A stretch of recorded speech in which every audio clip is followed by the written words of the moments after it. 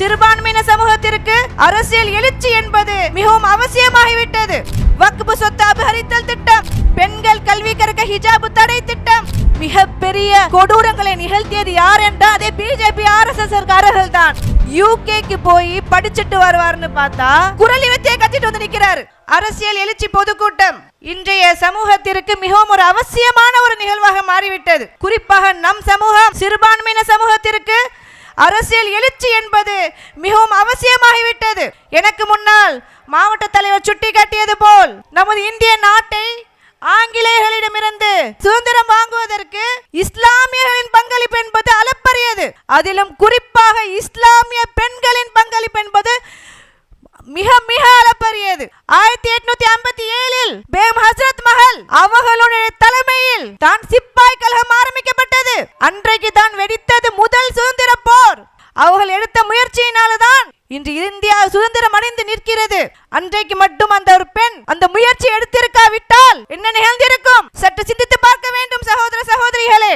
இந்திய நாட்டின் இஸ்லாமிய சமூகத்தை சேர்ந்த முதல் அரசியல்வாதி பெண் அரசியல்வாதி யார் என்றால் பிஎம்ஆல் கிலாஃபத் இயக்கத்தை ஆரம்பித்த முகமது அலியா இருக்கட்டும், சௌகத் அலியா இருக்கட்டும், அவர்களுடைய தாயார் தள்ளாடும் வயதிலேயே இந்திய நாட்டின் சுதந்திரத்திற்காக போராடினார்கள். ஆங்கிலேய ஆட்சிக்காக எதிராக நின்றார்கள். இப்படிப்பட்ட சமூகத்தை, இப்படி வீரமிக்க ஒரு சமூகத்தை, ஒரு மாற்றத்தை கொண்டு வந்த சமூகத்தை இன்றைக்கு நசுக்க நினைக்கிறார்கள். குறிப்பாக பெண்களை நசுக்க நினைக்கிறார்கள். அரசியல் என்பது இந்த சமூகத்திற்கு மட்டுமல்ல, இங்க கூடியிருக்கக்கூடிய பெண்களுக்கு அவசியம் அவசியம் அவசியம். இங்க இருக்கக்கூடிய பெண்கள் எத்தகைய பெண்கள், எந்த வம்சாவளியை சேர்ந்தவர்கள்? அன்றைய தினம் பேகம் ஹசரத் மஹல் பிஎம்ஆல் போன்றவர்கள் இல்லை என்றால் இன்று இந்த சமுதாயத்தின் நிலைமை என்ன ஆயிருக்கும்? இத்தகைய சமூகத்தை, இத்தகைய சமூக பெண்களை இன்றைக்கு ஒடுக்குவதற்காக பல திட்டங்கள், வக்பு சொத்து அபகரித்தல் திட்டம், பெண்கள் கல்வி கற்க ஹிஜாபு தடை திட்டம், முத்தலாக் சட்டம், இப்படி அடுக்கிக் கொண்டே போகலாம். இதற்கு மாறாக என்ன செய்ய வேண்டும்? நாம் இந்த சிறுபான்மையின சமூகம் அரசியல் எழுச்சி பெற வேண்டும். குறிப்பாக இங்கே அமர்ந்திருக்கக்கூடிய பெண்களே, உங்களிடம் தான் நான் சொல்லிக் கொள்கிறேன், நீங்கள் தான் முதன்மையாக அரசியல் எழுச்சி பெற வேண்டும். இங்க இருக்கக்கூடிய பெண்கள் அனைவரும் அரசியலில் களம் காண வேண்டும். இன்றைக்கு சூழ்நிலை எப்படி இருக்குன்னா, வார்டு அரசியல், கவுன்சிலர் தேர்தல் என்ன செய்யறாங்க? 50% அதிகமாக பெண்கள் வார்டாக அறிவிக்கிறார்கள். அந்த பெண்கள் வார்டு என்ன ஆகுது? குறிப்பாக சிறுபான்மையின மக்கள் இருக்கக்கூடிய நகராட்சிகளிலே, பேரூராட்சிகளிலே என்ன நடக்கிறது? பெண்கள் வார்டாக அறிவிக்கிறாங்க.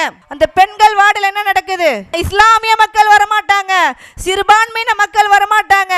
என்ன சொல்லுவாங்க? பாய் வீட்டம்மா வரமாட்டாங்க, அவங்க எல்லாம் அரசியல்லாம் வரமாட்டாங்க. அதனால சங்க பரிவார கூட்டங்கள் இப்படி எல்லாம் திட்டம் தீத்துடு, பாய் வீட்டம்மா வரமாட்டாங்க.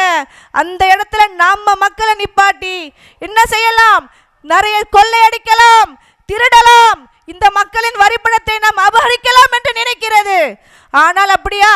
மீண்டும் சொல்கிறேன், பெண்கள் கூட்டமாக இருக்கக்கூடிய உங்களிடத்தில் நான் வேண்டுகோளாக வைக்கிறேன், நாம் இனி வரக்கூடிய அந்த தேர்தலில் பெண்கள் அதிகமாக நிற்க வேண்டும் என்று இந்த இடத்தில் வேண்டுகோள் விடுக்கிறேன். கடந்த சில தினங்களுக்கு முன்பு ஒரு செய்தியை நான் பார்த்தோம். அண்ணா பல்கலைக்கழகத்தில், மிகப்பெரிய இந்திய அளவில் புகழ்பெற்ற ஒரு பல்கலைக்கழகத்தில் பெண் மானபாங்கம் செய்யப்படுகிறாள், வஞ்சிக்கப்படுகிறாள். அதற்கு கூட எஸ்டிபிஐ கட்சி பல பெண்களை திரட்டி சென்னையில் மிகப்பெரிய அளவில் ஒரு ஆர்ப்பாட்டத்தை நிறுத்தியது. இது ஒரு நியூஸ். இதெல்லாம் நம்ம பார்த்தோம், வரவேற்றோம். ஆனால் சற்று தினங்களுக்கு முன்னால் ஒரு செய்தி நம் காதில் விழுகிறது. பிஜேபி தமிழ் மாநில தலைவர் அண்ணாமலை அவர்கள் என்ன செய்கிறார்? சாட்டை அடித்துக் கொண்டு தன்னுடைய வீட்டின் முன்பு நின்று கொள்கிறார். யூகேக்கு போய் படிச்சுட்டு வருவார்னு பார்த்தா குரலி வித்தையை கத்திட்டு வந்து நிற்கிறாரு. என்ன செய்யறாரு? யூகே போய் அரசியல் பயின்று விட்டு வருகிறேன், 3 மாதம் இடைவேளை வேண்டும் என்று சொல்லிவிட்டு சென்றவர் குரலி வித்தையை கத்துக்கிட்டு வந்து சாட்டையடி அடிச்சு நிற்கிறாரு. அந்த சாட்டைய நீனே அடிச்சுக்காத, அந்த சாட்டையை அப்படியே வாங்கி என்ன செய்யணும் தெரியுமா?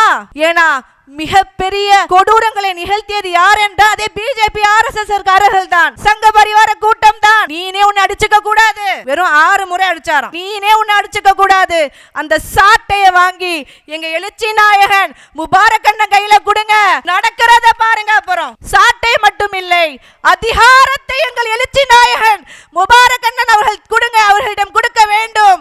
அதிகாரத்தை நோக்கி, சட்டசபை நோக்கி எங்கள் அண்ணன் நெல்லை முபாரக் அண்ணன் அவர்களின் தலைமையில் மிகப்பெரிய ஒரு கூட்டம் வருகிற 2026 சட்டசபை செல்லும். அந்த சட்டசபையில் சென்று பாதிக்கப்பட்ட மக்களின் குரலாக அண்ணன் எங்களுடைய கோரிக்கைகளை அங்கு முன்வைப்பார். அடுத்தடுத்த ஆட்சிகள் மாறும் போது எங்களுடைய கோரிக்கைகளும் ஏற்கப்பட்டு சிறுபான்மையின மக்கள், பாதிக்கப்பட்ட மக்களுக்கு பிரச்சனைகள் தீர்த்து வைக்கக்கூடிய எங்கள் தலைவராக மிகப்பெரிய கூட்டம் சட்டசபைக்கு செல்லும் என்று பிரார்த்தனையோடு இன்று அழகான நிகழ்ச்சியை ஏற்பாடு செய்து தந்த கொடிக்கால்பாளையம் SDPI கட்சியின் வீரர்களுக்கும் வீராங்கனைகளுக்கும் வாழ்த்துக்களையும் நன்றியினையும் சொல்லிக்கொண்டு வாய்ப்பளித்தமைக்கு நன்றி கூறி நிறைவு செய்கிறேன். நன்றி.